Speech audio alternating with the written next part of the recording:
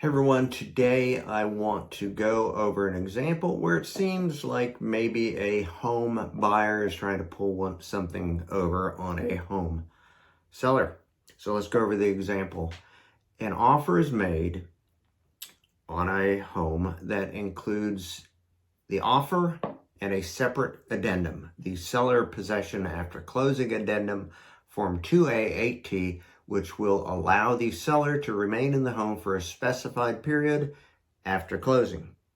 So the seller gets the original offer to purchase and the signed seller possession after closing addendum. They review both. With regard to the offer, they're unhappy with some of the terms. There's some informal haggling back and forth. And the next day, the buyer submits a revised offer. On the revised offer on page 14, it identifies that Form 2A-8T is part of that offer. But they didn't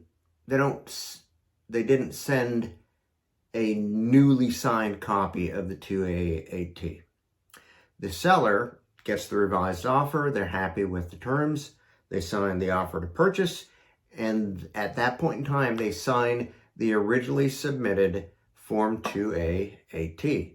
They send both back to the buyer, and they're under contract.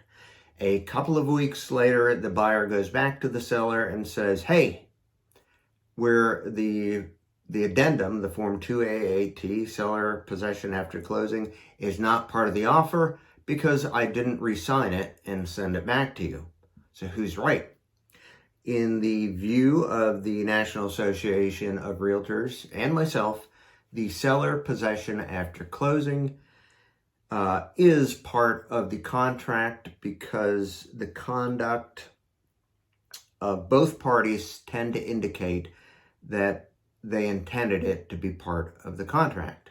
So from the viewpoint of the seller in signing and returning the revised offer and the originally submitted Form 2A-8T, it's clear that they intended it to be part of the contract. What about the intent of the buyer? Although the fact that a newly signed addendum wasn't submitted with the offer, that is significantly outweighed by the fact that the buyer signed the Form 2A-8T with the original offer.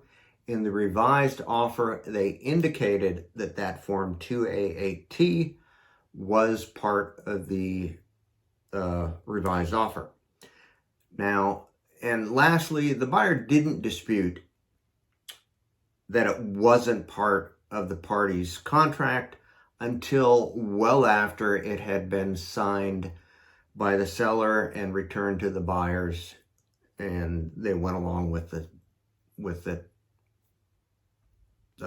all that time. So it does seem like it would be part of the offer.